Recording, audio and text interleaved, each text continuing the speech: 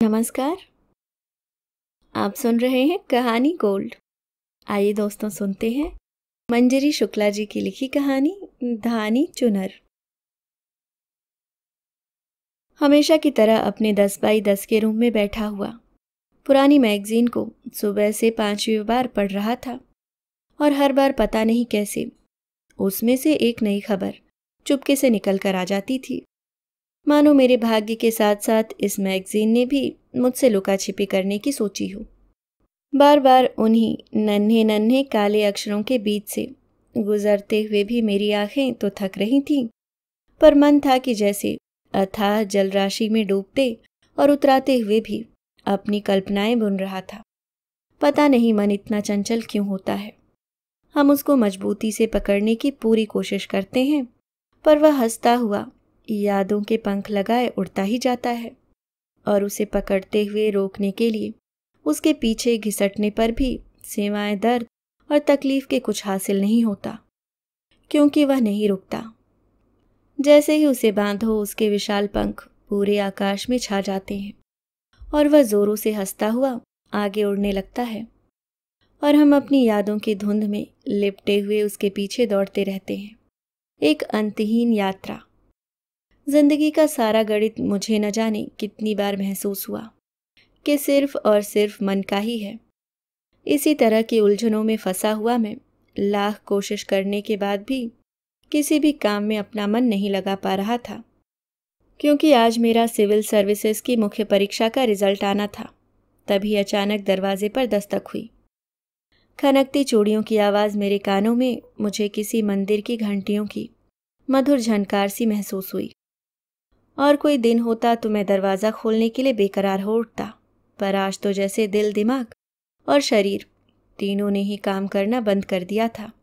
वरना क्या ऐसा हो सकता था कि मकान मालिक की बेटी राधा इस नितांत अपरिचित शहर में मेरी एकमात्र हमदम, मेरी हम उम्र दोस्त और मेरे सपनों की शहजादी मुझे बुलाने आए और मैं उसे देखने में पल भर की भी देर लगाऊं। मैं अपने ही ख्यालों में गुम था कि अचानक दोबारा चूड़ियों की खनखनाहट सुनकर जैसे मैं नींद से जागा। मैं बदहवास सा दरवाजे की ओर भागा और झटके से मैंने चिटकिनी खोल दी। गर्म हवा की भपके से मेरा मुंह जैसे सुलग उठा। जलते हुए सूरज की तपिश में लरजती सोनी सड़क मानो आज किसी परछाई को न पाकर प्रतीक्षारत थी। मैंने झट से दरवाज़ा बंद करते हुए थोड़ा गुस्से से कहा, इस दोपहरी में तुम नंगे पैर दौड़ी चली आ रही हो, कहीं तुम्हारा दिमाग तो नहीं खराब हो गया है। राधा तुरंत अंदर आकर धम्म से बिस्तर पर बैठ गई और अपने तलवों पर हाथ रखकर मेरी तरफ देखने लगी। राधा का गोरा चेहरा सुर्खलाल होकर तमतमा गया था और वह पसीने से तरबतर थी।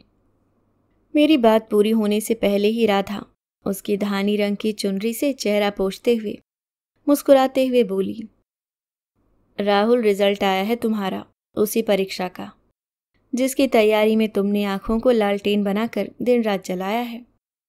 और कोई दिन होता तो शायद उसकी इस उपमा पर मैं दिल खोलकर हंसता, पर आज तो जैसे उसके हाथ में लिफाफा देखकर मैं चेतना शून्य हुआ जा रहा था और एकटक उसकी ओर ताकता ही चला जा रहा था। मुझे यूं घूरते देख वह थोड़ी सी असहज हो गई और अपनी चुन्नी संभालते हुए बोली, अब ये आंखें फाड़ फाड़ कर मुझे देखते ही रहोगे या हीरा हलवाई की चाशनी में डूबी हुई जलेबियां भी खिलाओगे? उसके इस एक वाक्य से जैसे मेरे अंदर कोई भूचाल सा आ गया। भावातिरेक में मैंने उसका हाथ पकड़ा और जब मुझे कुछ भी समझ में नहीं आया तो मैंने उसका हाथ अपने दिल पर रख दिया और कहा, देखो मेरा दिल कितनी जोरों से धड़क रहा है। धत कहते हुए राधा शर्माती हुई हौले से मुस्कुराई और लिफाफा मेरे पलंग पर ही छोड़कर हिरनी सी कुलाचे भरते हुए भाग गई। उसे आज पहली दफा मैं चाहकर भी रोक नहीं सका। शायद उसके आगे कमजोर नहीं दिखना चाहता था। डबडबाई आंखों और कांपते हाथों से मैंने वह लिफाफा उठाया। मेरे हाथ लगातार कांप रहे थे। आज इतने वर्षों में पहली बार बचपन का सुना मुहावरा चरितार्थ हो आया था। मास्टर जी के कई वेद पढ़ने के बाद भी कभी जिस तन लगे वही तन जाने जो कभी याद ही नहीं हुआ था वह आज इस तरह से याद आएगा कभी कल्पना भी नहीं की थी मैंने। लिफाफे के अंदर से झांकते अखबार के पुर्जे को मैंने धीरे से निकाला। 2 भाग में कागज को सीधा करना जैसे मुझे कई युगों के समान लग रहा था। अखबार के खुलते ही मेरी नज़र मजमून पर पड़ी। सामने लाल स्याही के अंदर मेरा रोल नंबर था। मैं राधा के प्यार के आगे नतमस्तक हो उठा और धम्म से पलंग पर बैठ गया। खुशी के मारे समझ में ही नहीं आ रहा था कि जीवन की सबसे बड़ी उपलब्धि किसके साथ साझा करूं। दुख और सुख दोनों ही सिक्के के 2 पहलू हैं, पर उनके अनुभव बांटने के लिए सही व्यक्ति का मिलना बहुत ज़रूरी होता है। पर मैं वाकई खुशनसीब हूँ, क्योंकि राधा शायद मुझसे भी कहीं ज़्यादा खुश थी। पर ना ज्येष्ठ की भरी दोपहरी में पगली नंगे पैर दौड़ी चली आए। इसका मतलब वह मुझसे प्यार करती है। मैं भी तो उससे कितना प्यार करता हूँ। अचानक बाबूजी का ध्यान आया। बाबूजी को तो अपने रिजल्ट के बारे में बताऊं, पर कैसे बताऊं? फ़ोन करने में जितने पैसे खर्च होंगे उतने में तो बस का किराया लगाकर गांव ही पहुंच जाऊंगा। जब भी पड़ोस वाली चाची के घर फ़ोन करो तो वह कभी काटने नहीं देती, बल्कि होल्ड पर ही रखवाती हैं। अगर गलती से मीटर की रफ्तार देखकर फ़ोन काट दो तो फ़ोन का तार निकाल कर कहती हैं फ़ोन ख़राब हो गया, और फिर कई दिन तक बात नहीं करवाती। बाबूजी सब समझते हैं, पर आज के ज़माने के हिसाब से उनके 2 सबसे बड़े दुर्गुण हैं। पहला सज्जनता और दूसरी गरीबी, जिसके चलते वे चाची के हाथों में फ़ोन का तार देखकर भी हमेशा आंखें पोंछते हुए सिर झुकाकर चले जाते। बाबूजी की याद के साथ ही उनके झुर्रीदार चेहरे पर चश्मे के मोटे फ्रेम से पीछे झांकती 2 उदास आंखों ने मुझे अंदर तक भिगो दिया, और मेरा हाथ तुरंत कुर्ते की जेब में तेजी से चला गया। पर उंगलियों ने कुछ सिक्कों को पहचान कर जैसे मेरी गांव जाने की उम्मीद पर घड़ों पानी फेर दिया। मैंने बेचैनी से पूरा कमरा तलाशना शुरू कर दिया, कभी किसी पुस्तक के पन्नों के बीच में, कभी गद्दे के नीचे, और कभी माँ की तरह टाढ़ में रुपया या पैसा खोज देना मेरी पुरानी आदत थी। मैं हमेशा अपने पैसे छुपा देता हूँ, क्योंकि बाद में जब अचानक ही 1, 2 या 10 रुपए का नोट मिले तो ऐसा लगे कि मेरे हाथ जैसे कोई छिपा हुआ खजाना लग गया हो। तभी बाबूजी की कही बात याद आ गई, जो वे अधिकतर मेरे 1 या 2 रुपए पाने की खुशी को देखकर कहते। वे कहते थे, बेटवा, खुशी का पैसा भी अलग होता है। तुम 1 रुपए में सारा गांव नाच रहे हो, और अमीर का बेटवा 100 रुपए सुनकर जमाई भी न ले। मैं उंगली से गिनना शुरू करता, पर 100 का नोट मेरी नन्ही हथेली के साथ साथ मेरी किस्मत से भी बहुत बड़ा था। इसलिए मैं हंसता हुआ अपनी पतंग और माझा लेकर दोस्तों के साथ दौड़ता हुआ खेतों में जाकर पतंग उड़ाता। तभी मुट्ठी भर जाने पर लगा कि अब गिनकर तो देख लूं कि पूरा किराया हुआ भी या नहीं, पर आज मेरे इस खजाने में केवल 30 रुपए थे। जब हल्का सा सर घूमता महसूस हुआ तो याद आया, सुबह से चिंता के मारे कुछ खाया ही नहीं था। मैं हिसाब जोड़ने लगा। 6 रुपए की चाय, और अगर समोसा भी खाता हूँ तो 5 रुपए से क्या कम आएगा? 2 समोसे तो कम से कम इतने बड़े शरीर को चाहिए ही। इसका मतलब 10 रुपए और 6 रुपए कुल मिलाकर हुए 16 रुपए। बस का किराया 17 रुपए, मतलब टोटल हुए 33 रुपए। मेरे पास तो सिर्फ 30 ही रुपए हैं। कोई बात नहीं, मैं 1 ही समोसा खा लूँगा। गांव पहुंचकर बाबूजी खाना बना देंगे। माँ के न रहने पर सालों से बाबूजी ने ही तो बाहर के साथ साथ घर का चूल्हा भी संभाल लिया था। आंखों में मोतियाबिंद होने के कारण बेचारे सूखी और गीली लकड़ी में भेद न कर पाते, और खांसते खांसते बेदम हो जाते। उन्हें पानी देता हुआ मैं उनसे पूछता, बाबूजी, चाची कहती हैं तुम्हारी आंख में तारा टिमटिमाता है, इस कारण तुम्हें सब धुंधला दिखता है, और उसका ऑपरेशन करवाने के बाद तुम्हें सब अच्छे से दिखने लगेगा। तो तुम क्यों नहीं करवा लेते ऑपरेशन? बाबूजी कहते, तू ही तो है मेरी आंखों का तारा, और मुझे सीने से लगा लेते। मैं कुर्ते की आस्तीन से आंसू पोंछता हुआ उठ खड़ा हुआ। तभी राधा दरवाजे से अंदर आती दिखाई दी। साफ सुथरे सफ़ेद कपड़े से ढकी थाली भी घी में बघारी दाल और बैंगन के भरते की खुशबू रोक नहीं पा रही थी। वो बोली, खाना खा लो फिर चले जाना। मेरा दिल भर आया। खाना खत्म करके मैं निकलने को हुआ तो वह मुझसे लिपट गई और फूट फूट कर रोते हुए बोली, बाबू मेरी शादी की बात कर रहे हैं। लड़का सरकारी दफ्तर में क्लर्क है, बहुत बड़ी पोस्ट है।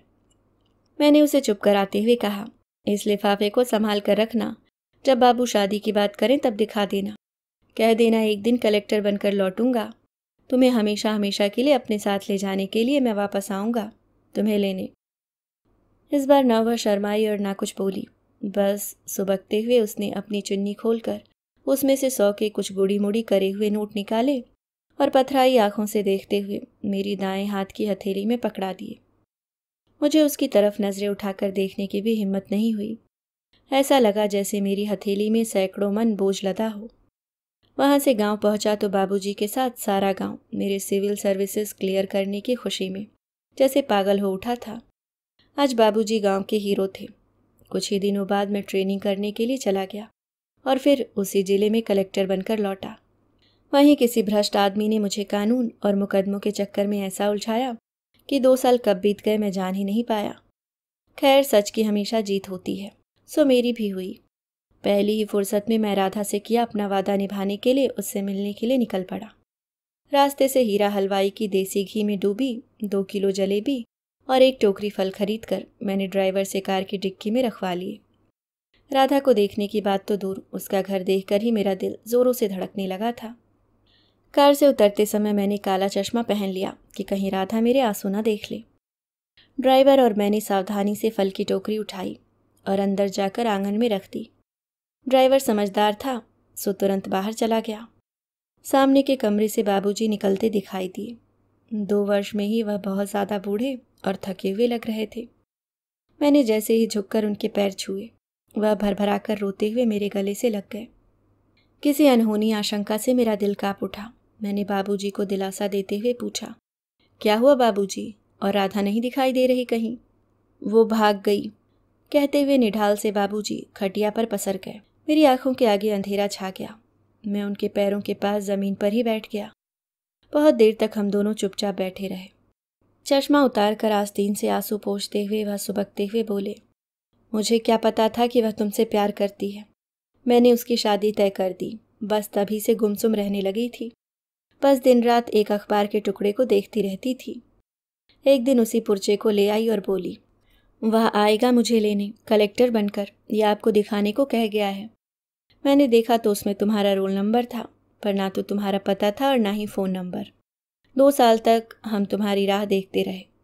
फिर मुझे लगा कि अब तुम नहीं आओगे और मेरे मरने के बाद वह बिल्कुल अकेली रह जाएगी, इसलिए उसका रिश्ता एक अच्छी जगह तय कर दिया। पर शादी के 1 दिन पहले ही वह भाग गई। कहते हुए बाबूजी का गला रुंध गया। मेरे हाथ से दोना गिर गया। मैंने थूक निगलते हुए पूछा, कहाँ गई पर वह? किसी ने तो कहीं देखा होगा। बाबूजी का कांपता झुर्रीदार हाथ अपने हाथ में थामते हुए पूछा। बाबूजी ने मुझ पर एक भरपूर निगाह डाली और सामने देखने लगे। उन निगाहों ने मुझे अंदर तक झकझोर दिया और मैं आत्मग्लानि से भर उठा। बाबूजी के पैर छूकर मैं जैसे ही उठने को हुआ तो बाबूजी धीरे से बोले, ये जलेबी और फल वापस ले जाना बेटा। इसके आगे मुझसे कुछ सुना नहीं गया और मैं वापस कार में बैठ गया। मैं बाबूजी से अपनी सारी मजबूरी बताना चाहता था। मैं उन्हें कहना चाहता था कि मैं एक पल को भी राधा को नहीं भूल सका था। मुझे मेरा वादा याद था, पर मैं शहर छोड़कर नहीं जा सकता था, वरना शायद मैं उस झूठे मुकदमे में जिंदगी भर बाहर नहीं निकल सकता था।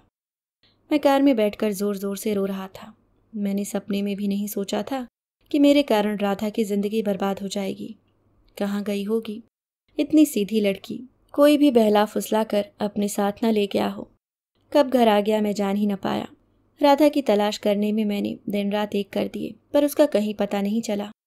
कोई भी सुख मेरे लिए कपूर की भांति था, जो पल भर भी न ठहरता था। मैंने सरकारी काम के अलावा लोगों से बिल्कुल मिलना जुलना छोड़ दिया। एक दिन मेरा सहकर्मी मुझे ज़बरदस्ती अपने घर चाय पर ले गया।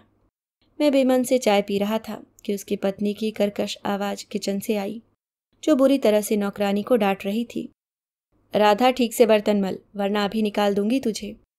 राधा सुनते ही मेरे हाथ से चाय का प्याला छलक उठा। मित्र शर्मिंदा होते हुए समझा कि मैं उसकी पत्नी के व्यवहार से घबरा गया हूँ, इसलिए वह धीरे से बोला, अरे मेरी पत्नी भी क्या करे, ये लड़की इतना धीमे काम करती है, और सपने तो देखो ज़रा, घर छोड़कर भागी है किसी कलेक्टर की तलाश में, जिसका न नाम पता है न घर। मेरे रोए खड़े हो गए। मैंने जोर से चिल्लाना चाहा, राधा, पर शब्द किसी मरने वाले की अंतिम प्रार्थना की तरह अस्फुट स्वर में निकले। गर्म चाय से बुरी तरह जलने के बावजूद भी मैं लगभग दौड़ता हुआ किचन के अंदर पहुंच गया। बर्तनों के ढेर के आगे राधा सर झुकाए अपनी उसी धानी चुन्नी से आंखें रगड़ते हुए बर्तनों पर तेजी से हाथ चला रही थी। अभी आप सुन रहे थे मंजरी शुक्ला जी की लिखी कहानी धानी चुनर।